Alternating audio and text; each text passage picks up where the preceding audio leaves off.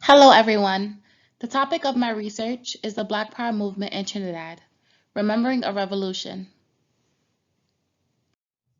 So, a little about myself. My name is Aniyah Williams. I'm currently a third-year student at Buffalo State College.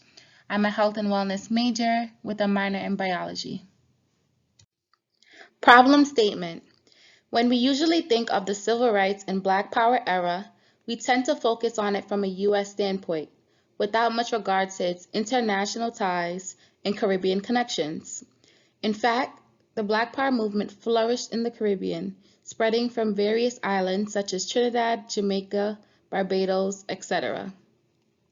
Today we will focus specifically on the Black Power movement in Trinidad, one of the most influential upsurges in the Caribbean. I chose the Black Power movement in Trinidad because the topic is a little more personal to me. I am Afro-Trinidadian, so I wanted to shed light and call attention to the beauty and importance of this mass movement. It's a movement that isn't really recognized, a movement that isn't really spoken about, a movement that's not taught in world history courses. So my intent is to spread awareness in hopes that this uprising doesn't become forgotten history. Based on my problem statement, these are my research questions. What is the Black Power movement in Trinidad? How did it unfold? And what is the significance of the Black Power movement in Trinidad? Methodology. I use mostly secondary sources for my findings. Articles, videos, books, etc. These are some of the titles listed here. What was the Black Power Revolution in Trinidad? The Black Power movement in Trinidad and Tobago during the 1970s was a major revolt against political, social, and economic issues that afflicted the country. This historic moment was mostly led by the youth, who aimed to address issues of unemployment, corruption, racism, inequalities of class, and racial consciousness. There was 56 days of public demonstrations, starting at 200 students and then quickly transforming into 10,000 protesters. During one of these protests, students entered the Roman Catholic Church and staged a sit-in for an hour. They chanted power repeatedly, destroyed some of the white statues, and painted some of them black. Youth activists were also seen going into poor communities to hand out pamphlets and spread awareness on the movement.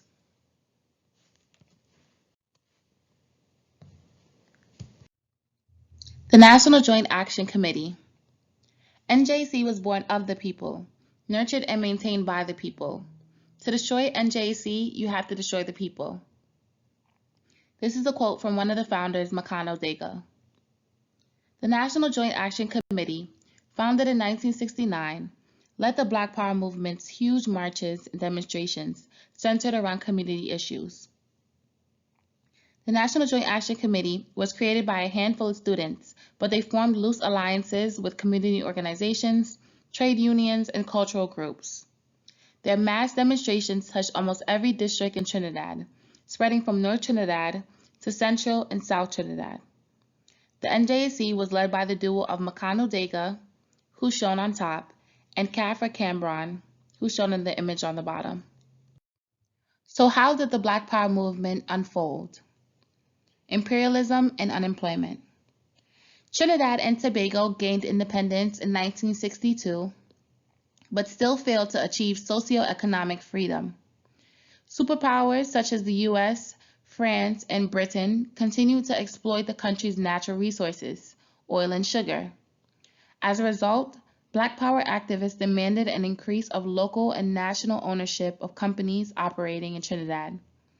They also tackled issues of unemployment and sought for Blacks to receive more higher-up jobs, such as managers, instead of blue-collar jobs like field and factory workers.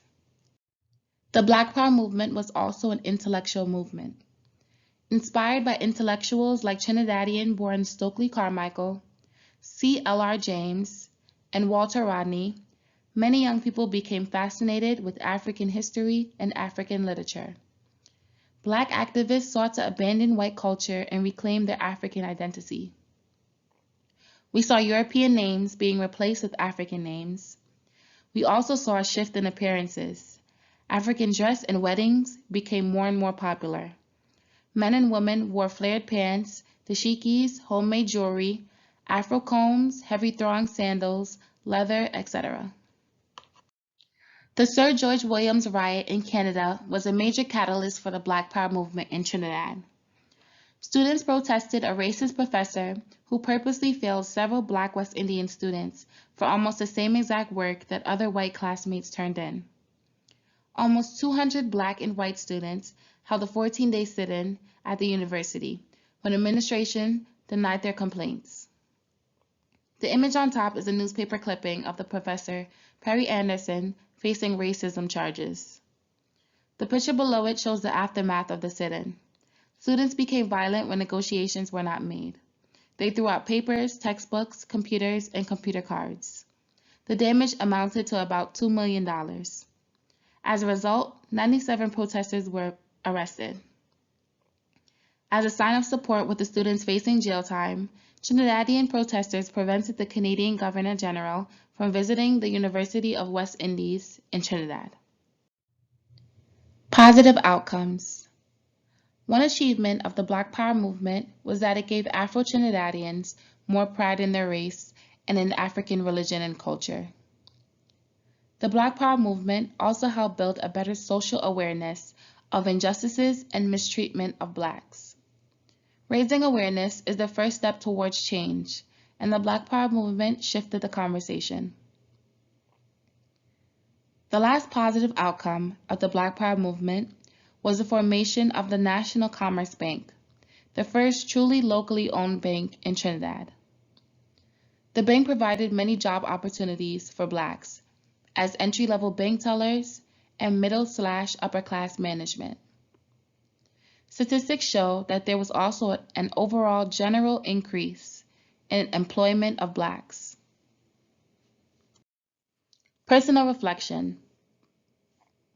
The research that I've done has also had a positive impact on me. The more and more I research this topic, the more my sense of pride for my heritage grew. I think it's vital for us to explore our roots and learn about our history and the challenges that those before us have faced. By claiming our lost past, we can lay the foundation for a well-grounded future. What really inspired me the most, though, was that the youth, a handful of students, changed the course of history in less than 3 months. In the US, we had the SNCC students demanding equality and voting rights. We saw thousands of students participate in civil rights marches during the 1960s. And I think that as the youth, we have a lot to say, a lot of opinions, and a lot of ideas. Sometimes we tend to think that because we're younger, our voice isn't being heard. We may not be taken seriously or we're powerless. So it's very encouraging to see young people rising up and tackling some of the world's biggest obstacles. I think the voice and perspective of young people play a huge role in our future. So don't be afraid to speak up. Don't be afraid to address issues that you're passionate about, whether big or small.